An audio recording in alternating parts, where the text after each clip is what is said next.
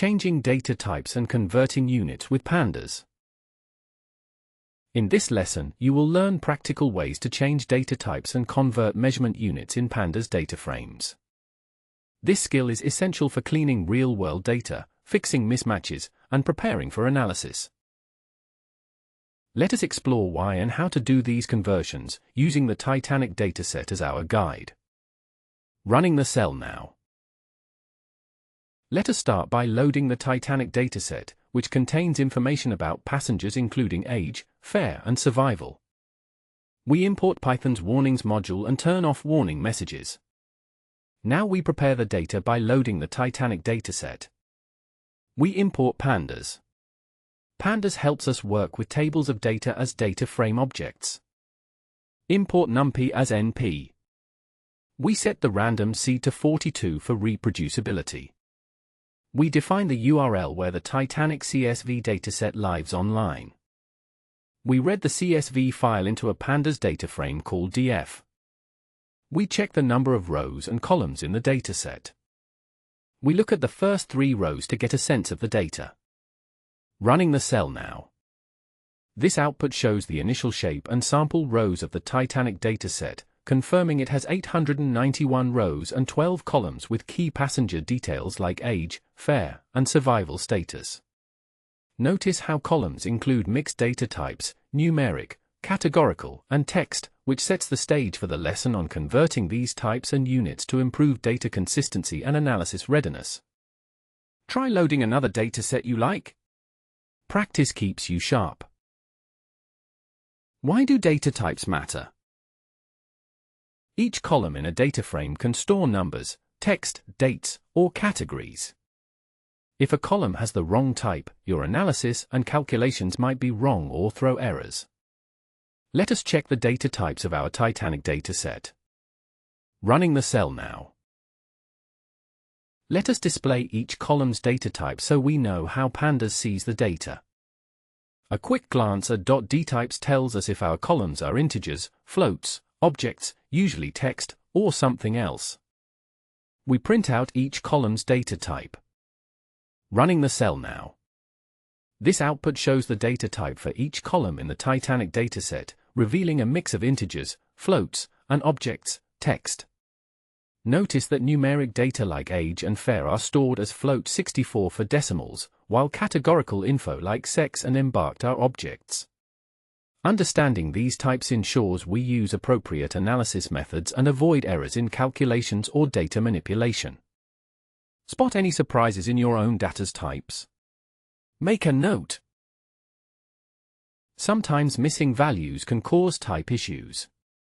Let us check for any missing age values. First, we check if there are any missing values in the age column. We print the total number of rows where the age is missing. Running the cell now.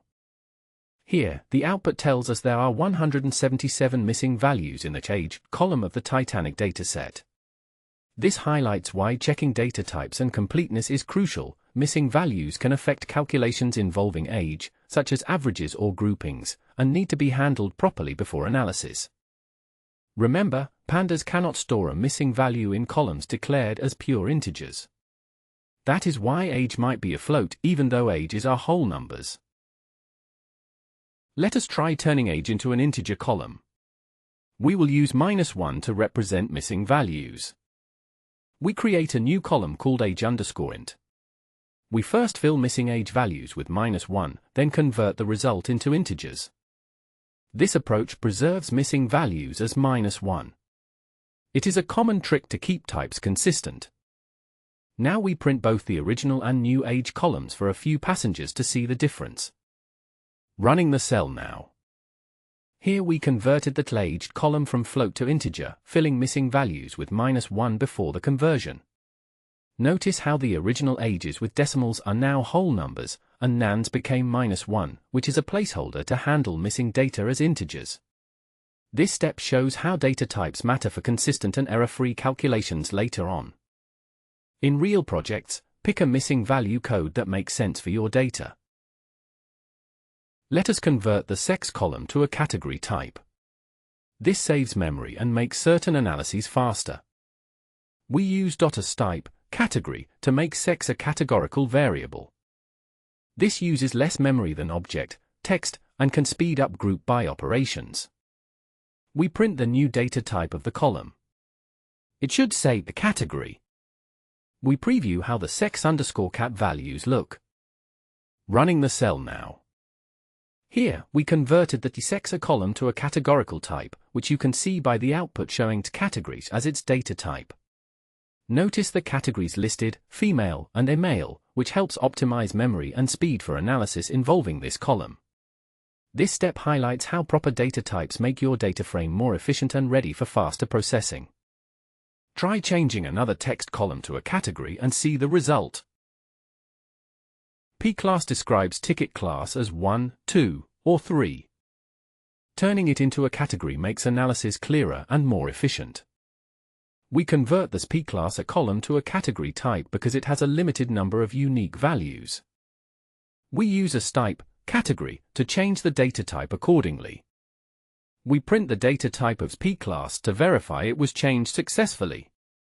We print all unique values in a P-class to see the distinct categories present. Running the cell now. Here, we converted this P-class column to a categorical type because it represents discrete ticket classes rather than numeric values to calculate with.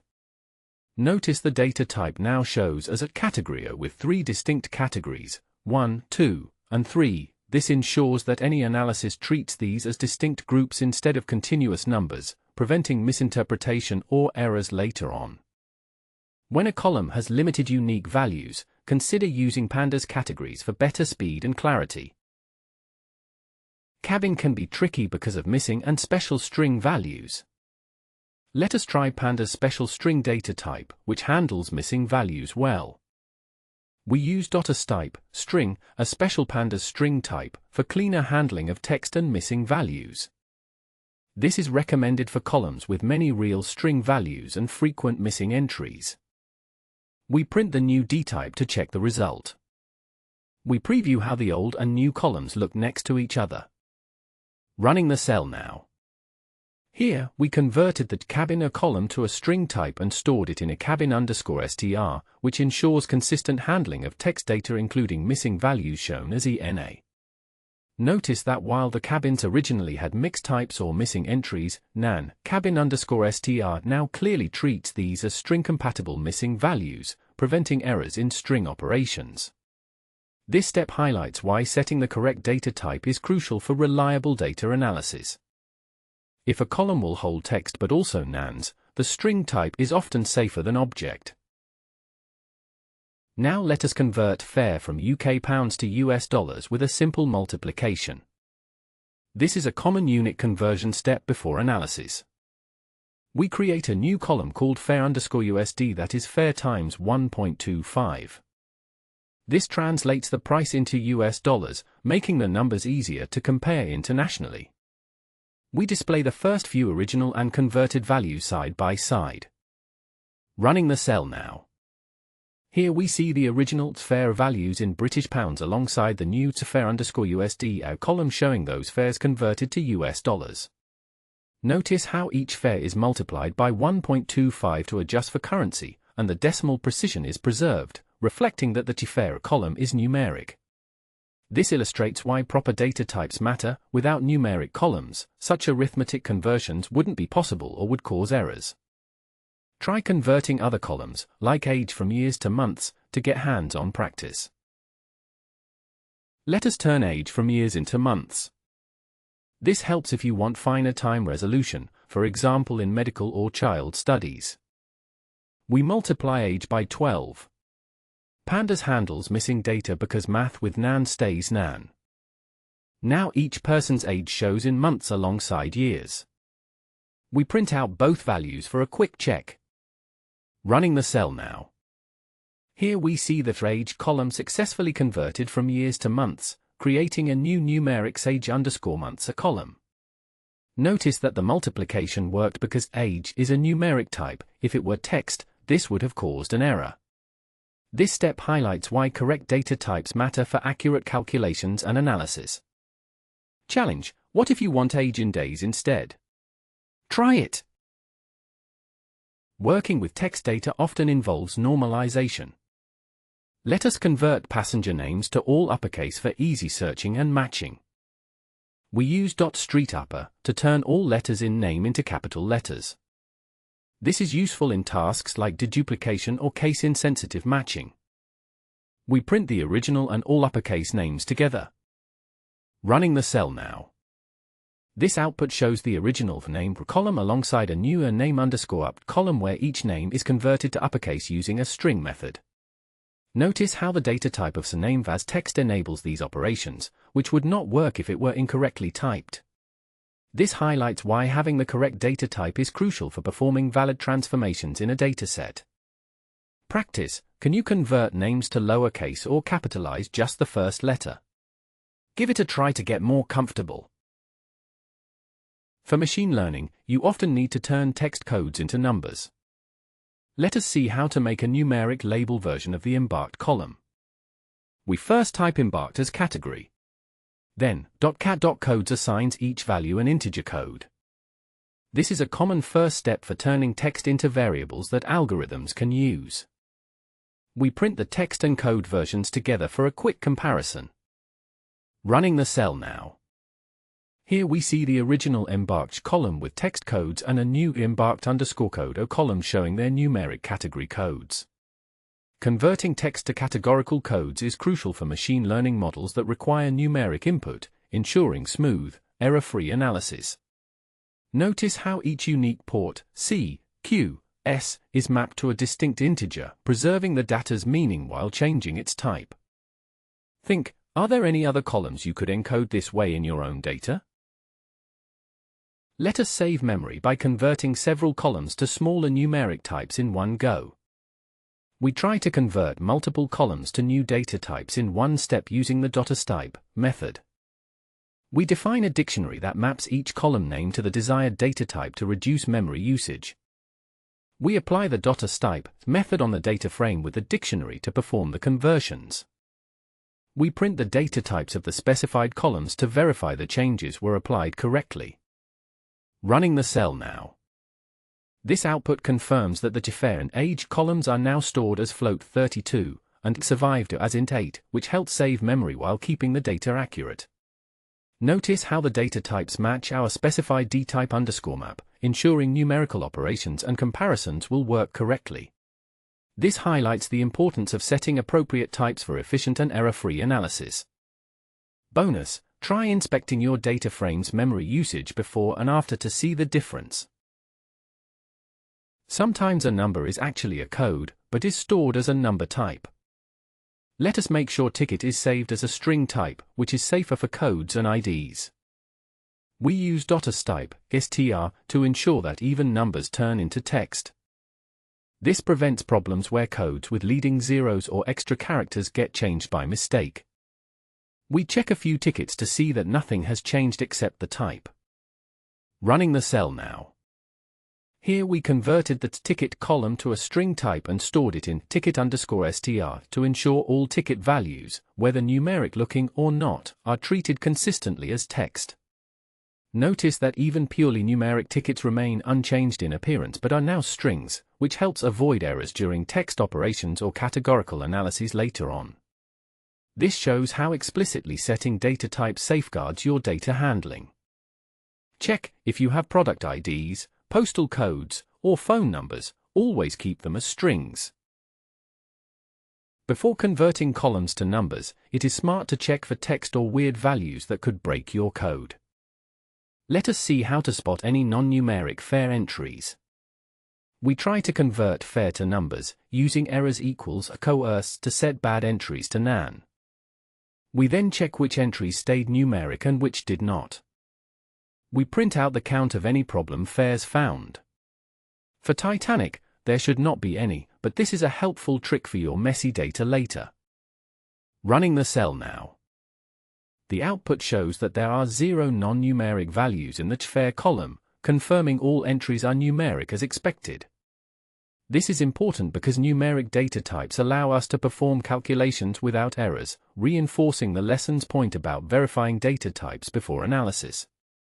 Whenever you get errors converting types, check for hidden text, typos, or symbols.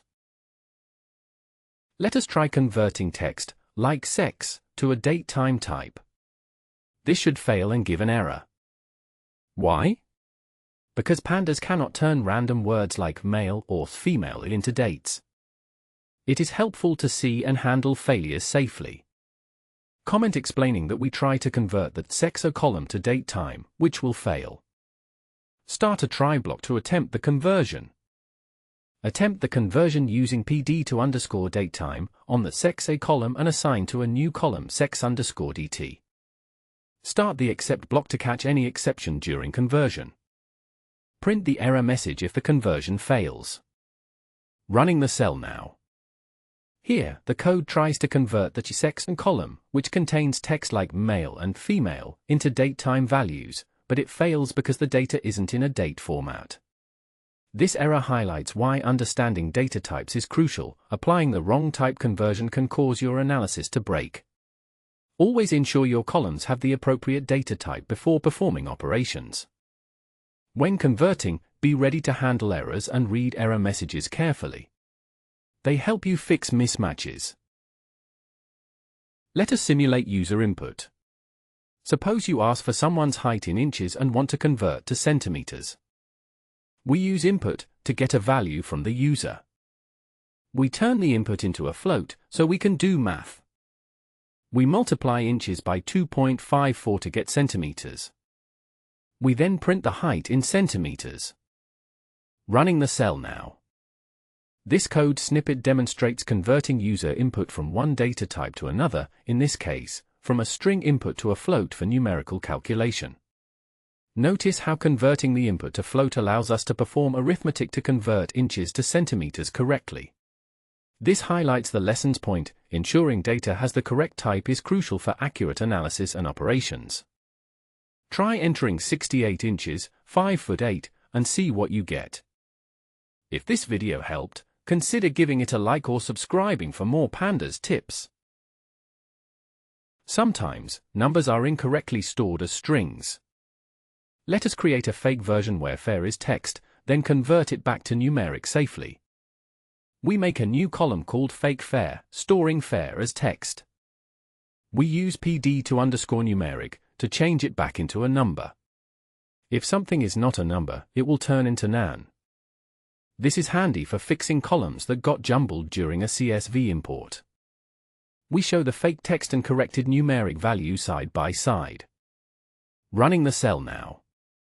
Here, we converted the Chifera column from numbers to strings and back to numeric values to illustrate how data type changes can impact your data. Notice that fake fair shows the fairs as text, while fake fair underscore numt correctly restores them as floats, preserving their decimal precision. This step highlights the importance of ensuring columns are in the right type for accurate analysis and calculations. If a CSV column comes in as text, but you know it should be numbers, this method can save you. Let us do a mini project. Count how many Titanic passengers were adults versus children. We consider anyone 18 or older to be an adult. We make a new column, is_adult, which is true if age is at least 18. Pandas uses the greater than or equal operator to make a Boolean, true or false, column. We count how many true and false values are in the new column. Running the cell now. This output shows the counts of adults and children in the Titanic dataset based on the new Boolean column is_adult, which marks passengers 18 or older as true. Notice there are 601 adults and 290 children, confirming that our type-based comparison created a clear categorical distinction. This highlights why ensuring that age column is numeric is crucial for accurate logical operations and grouping. Practice, adjust the age cutoff and see how the counts change. Let us see how survival rates differ by sex. We use our category-typed sex column. We group data by sex_cat, our categorical sex column. We take the mean of survived, which gives the survival rate. We multiply by 100 to convert the result to percent. We print the percent of females and males who survived. Running the cell now. Here, we're calculating the survival rate by sex, using the sex_cat categorical column to group the data. Notice how converting the sex to a category allows meaningful aggregation with no errors, and the results show a clear trend. Around 74% of females survived versus just 19% of males. This highlights why having the correct data type is crucial for accurate analysis and interpretation. Look for the biggest differences. This is EDA, exploratory data analysis, in action. Recap: data type changes and unit conversion matter. You have now seen how to check and change column data types, safely convert units for analysis, handle user input and errors, prepare data for machine learning models. These skills help make your analysis accurate and reliable. Running the cell now. If you enjoyed this hands-on walkthrough, please like the video and subscribe for more friendly Python and Pandas lessons. Give these techniques a try on your own data, and let us know in the comments what new problems you have solved. Running the cell now.